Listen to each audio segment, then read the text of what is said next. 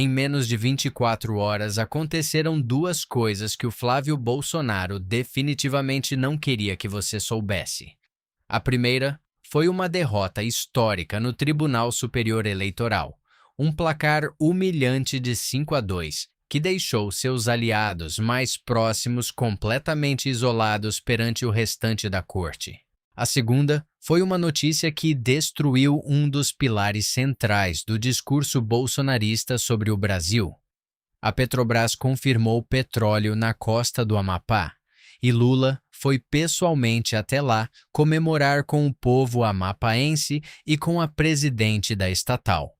Enquanto o senador tentava censurar vídeos, montar processos judiciais e apagar conteúdo de quem o critica, o Brasil avançava numa direção que ele sempre disse que seria impossível sob este governo. E o pior para ele, tudo aconteceu no mesmo dia, ao mesmo tempo, de formas que se reforçam mutuamente. Este é um daqueles dias em que a realidade não deixa muito espaço para a narrativa alternativa. Os fatos falam por si, e o que os fatos dizem é que o candidato que o bolsonarismo escolheu para disputar a presidência em outubro está acumulando derrotas numa velocidade difícil de esconder.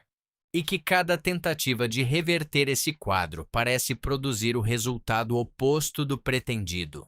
Mas, para entender o que aconteceu de verdade, é preciso voltar alguns passos e compreender como chegamos até aqui.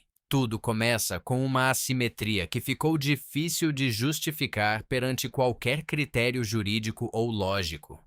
Semanas antes desta segunda-feira, o presidente do TSE, ministro Cássio Nunes Marques, tomou uma decisão que causou espanto até dentro do próprio tribunal. Quando a campanha do PT pediu a remoção de um vídeo do Flávio Bolsonaro, que associava o presidente Lula ao PCC e ao Comando Vermelho durante uma viagem dele aos Estados Unidos, Nunes Marques negou o pedido. O vídeo ficou no ar. Simples assim. Mas aí é que está o problema. Semanas antes, o mesmo ministro havia determinado a remoção de outro vídeo. Um que falava que o Flávio Bolsonaro tinha ligações com a mesma facção criminosa, o PCC, dois casos praticamente idênticos em estrutura. Um vídeo associando um candidato a uma organização criminosa. Duas decisões completamente opostas, uma retirada, a outra mantida. O candidato do PT removido, o candidato do PL preservado. A palavra que se usa para descrever isso é 2 pesos, 2 medidas.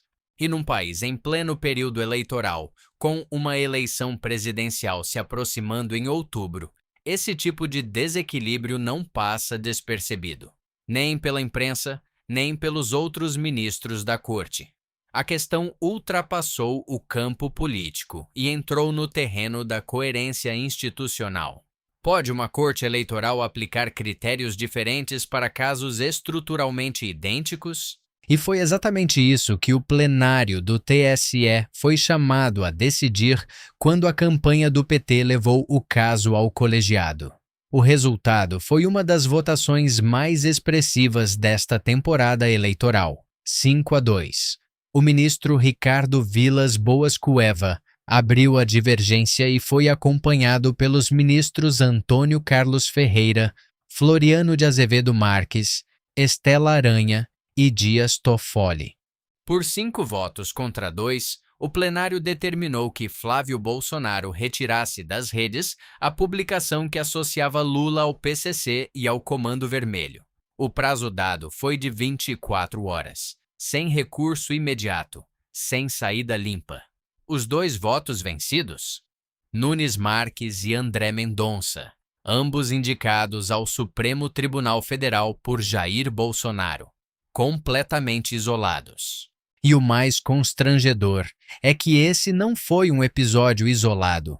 Em outras votações deste mesmo período eleitoral, a mesma dobradinha se viu do lado minoritário em decisões polêmicas. O padrão começa a ser notado, começa a ser documentado e começa a entrar no debate público de uma forma que vai além da disputa eleitoral específica. Mas essa foi apenas a primeira derrota do dia. A derrota no plenário do TSE tem uma ironia enorme, e ela precisa ser dita com todas as letras. Enquanto a corte votava contra o Flávio nesta segunda-feira, o senador vinha operando ao longo de semanas, talvez meses, uma tentativa sistemática de fazer exatamente o oposto: apagar da internet conteúdos críticos a ele. Não com um processo ou dois, fruto de casos específicos que justificariam ação judicial. Com uma operação coordenada, de monitoramento contínuo, que atingiu um volume absolutamente fora do comum. Os advogados da coligação do PL se tornaram, na prática, fiscais de conteúdo digital. E não apenas nos canais principais dos criadores que os criticam. Eles vão além, monitoram cortes, reedições, páginas secundárias, posts em diferentes redes sociais, Instagram, Facebook, X, YouTube. Qualquer conteúdo que possa ser enquadrado como desinformação eleitoral vira petição. Qualquer argumento que possa ser interpretado como ataque injusto vira pedido de remoção.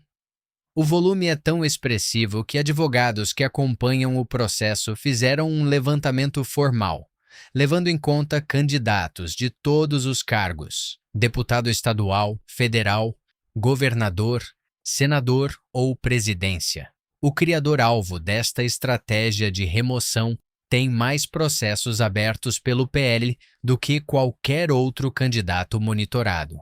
O número supera todos os demais de qualquer partido, de qualquer cargo, em qualquer estado.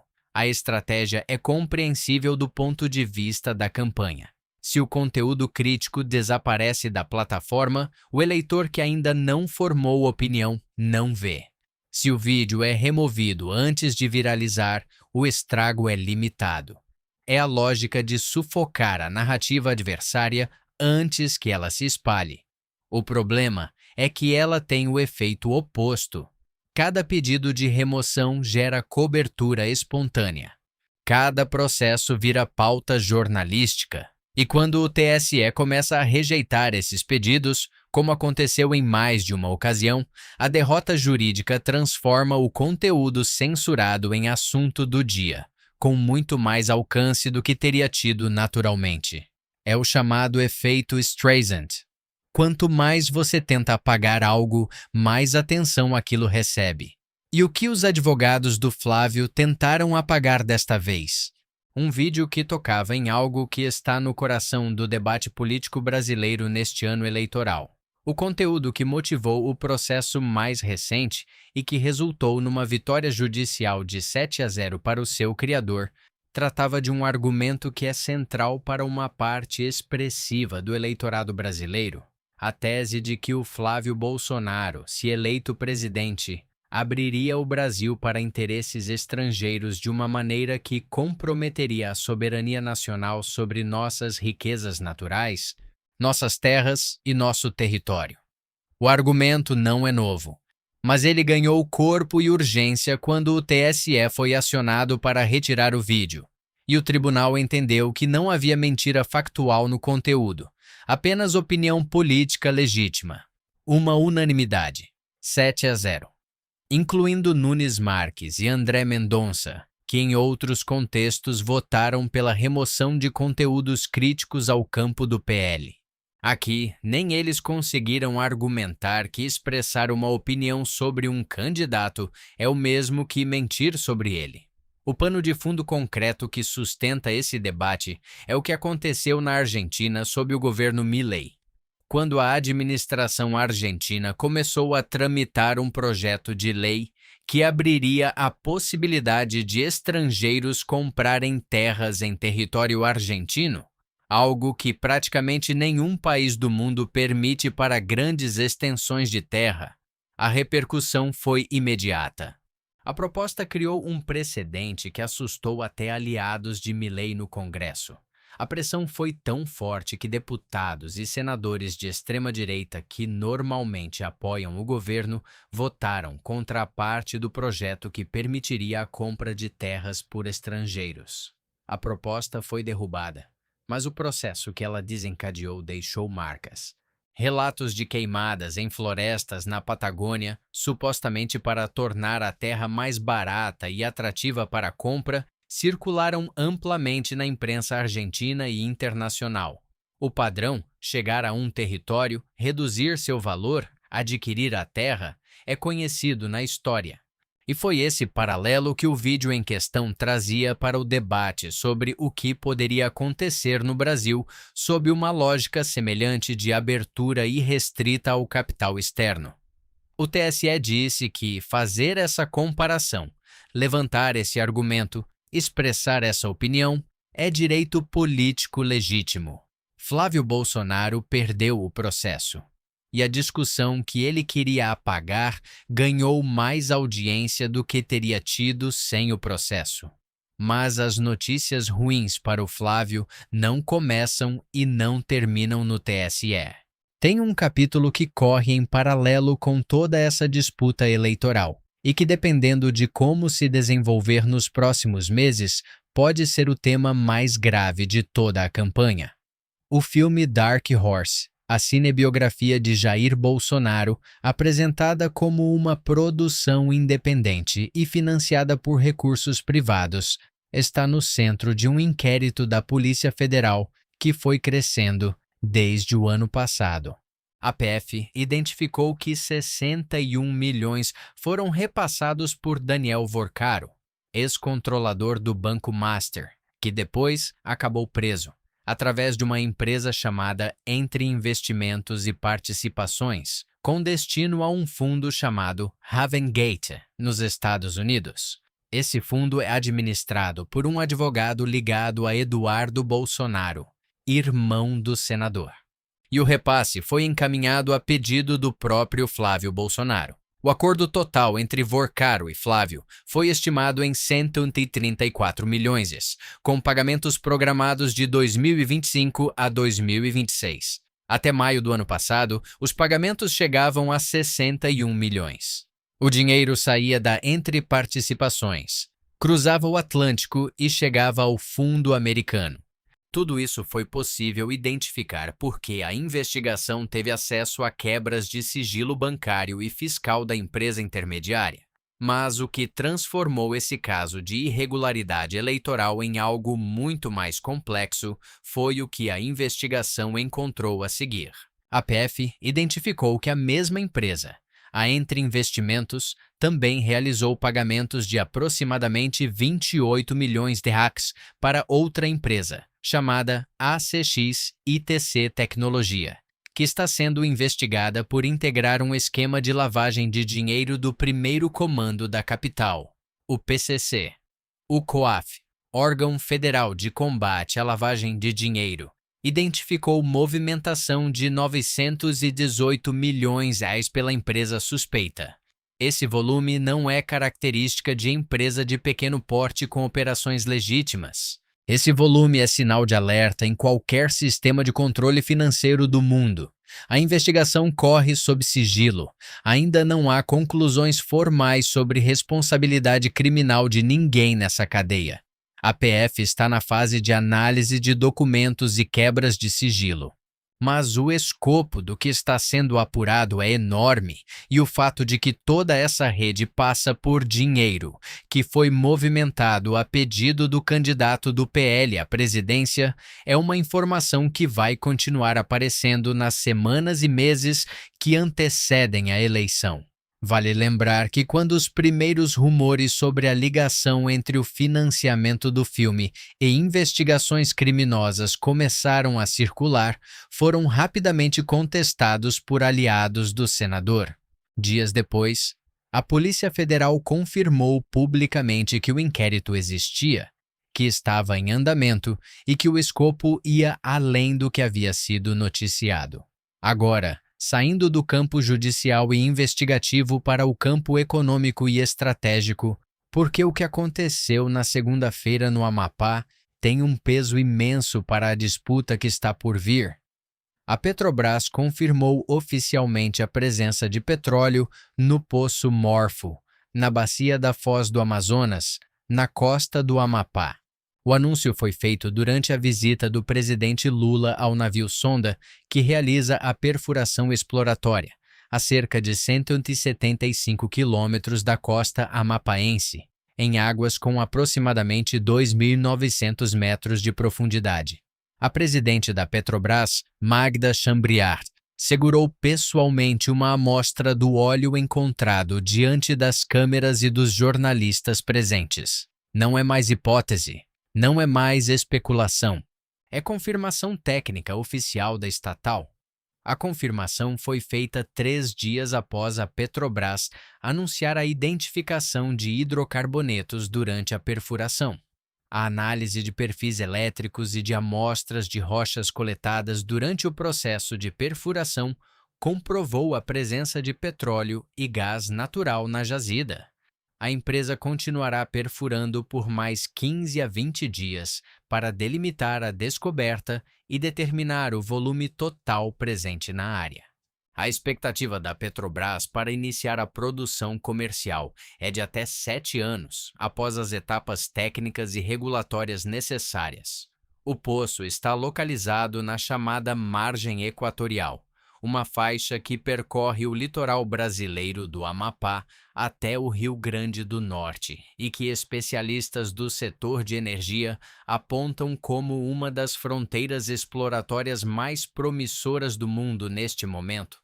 A Petrobras projeta que a exploração bem-sucedida da margem equatorial pode adicionar 419 bilhões de reais à economia brasileira ao longo dos próximos anos. Mas por que isso importa tanto para a disputa política? Porque um dos argumentos mais repetidos pelo bolsonarismo nos últimos anos foi precisamente o de que o governo Lula estava bloqueando o potencial energético do Brasil. Seja por pressão de setores ambientalistas, seja por supostos interesses externos que não queriam ver o Brasil se tornar uma potência energética soberana. A descoberta do Poço Morfo, confirmada ao vivo com o presidente no navio sonda, não apenas desmonta esse argumento, ela o vira do avesso. E existe um elemento político adicional que não passou despercebido. Ao lado de Lula no Amapá estava o presidente do Senado, Davi Alcolumbre. Era o primeiro compromisso público dos dois juntos depois de um período de distanciamento e gelo político. Alcolumbre recebeu Lula no aeroporto de Oiapoque e rasgou elogios ao presidente diante das câmeras, dizendo que Lula enfrentou tudo e todos para que o projeto da margem equatorial avançasse.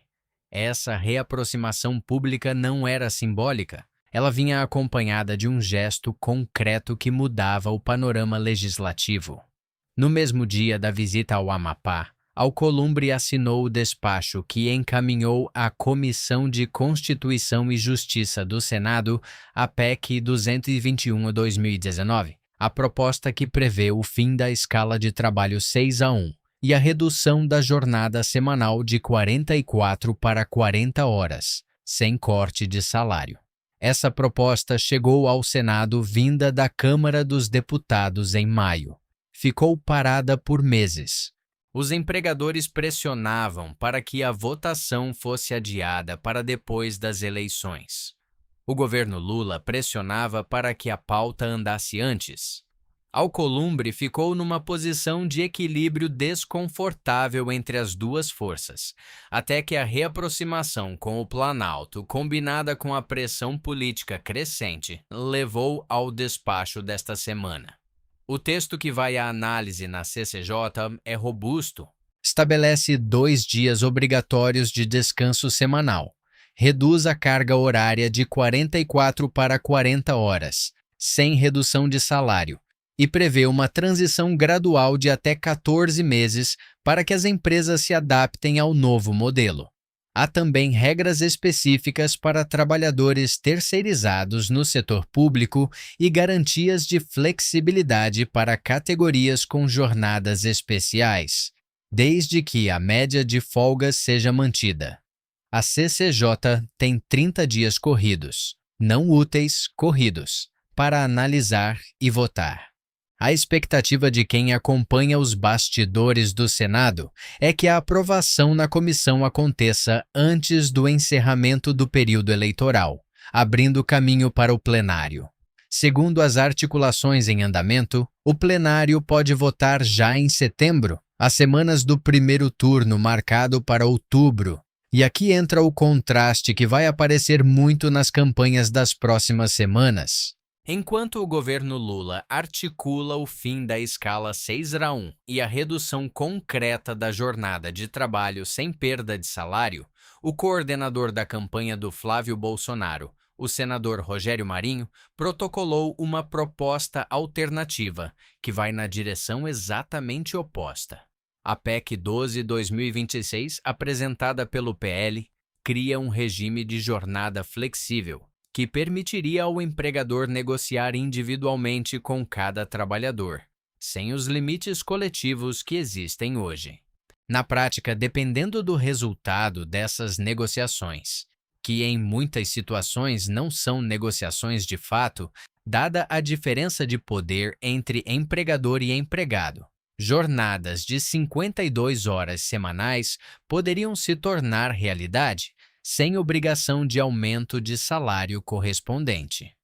O contraponto é cristalino. De um lado, redução de jornada garantida em lei, sem possibilidade de ser negociada para baixo.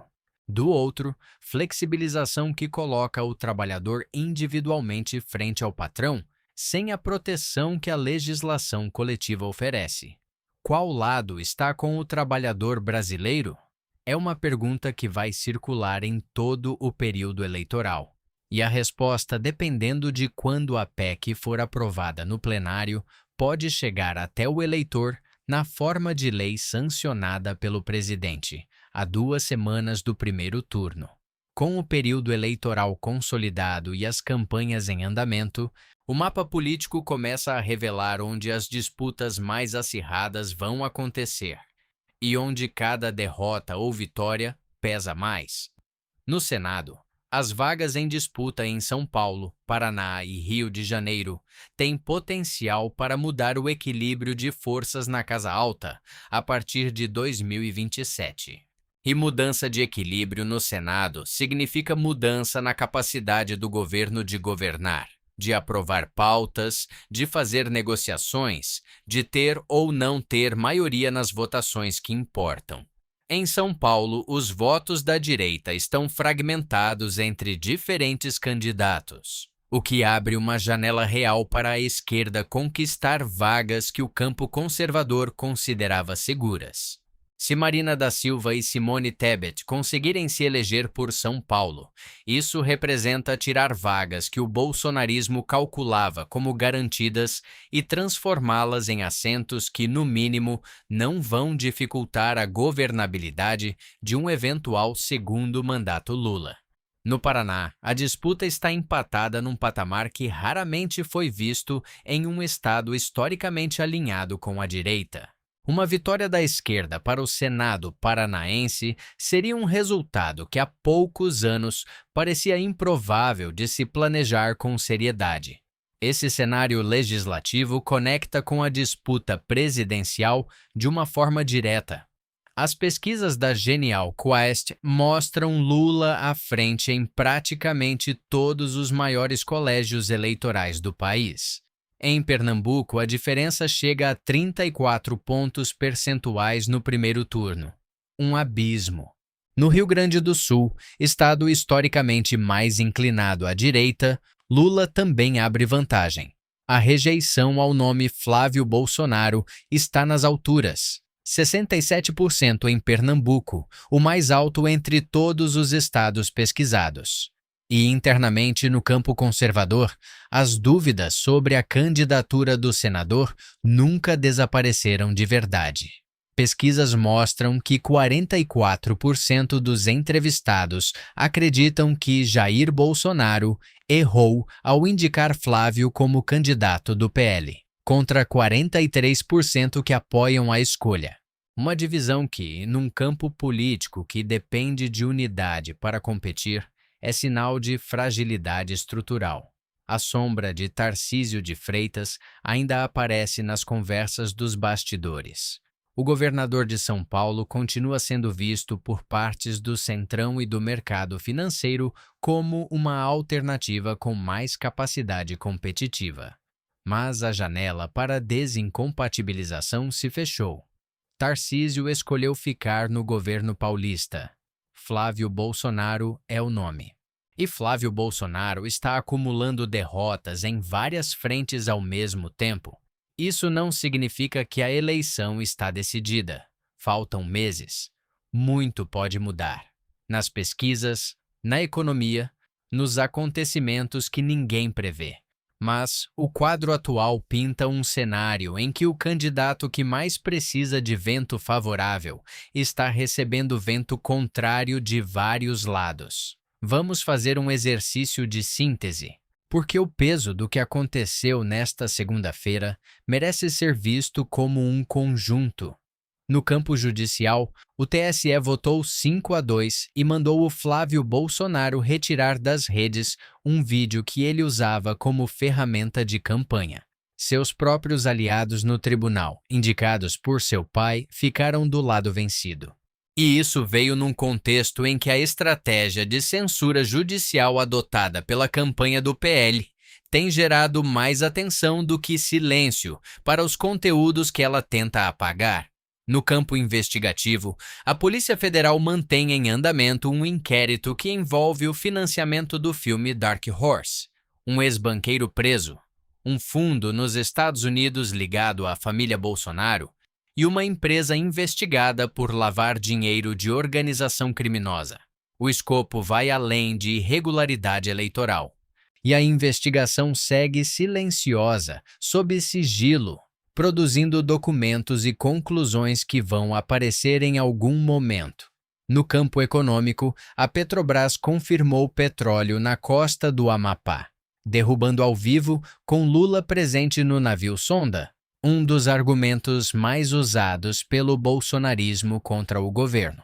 E o presidente saiu de lá acompanhado do presidente do Senado, que no mesmo dia despachou para análise a PEC do fim da escala 6-1, uma proposta que, se aprovada antes da eleição, chega ao eleitor na forma de conquista real, concreta, palpável. No campo trabalhista, o contraste entre a proposta da esquerda, redução de jornada sem corte de salário, e a proposta do PL, flexibilização que pode significar mais horas sem mais pagamento, ficou mais evidente do que nunca.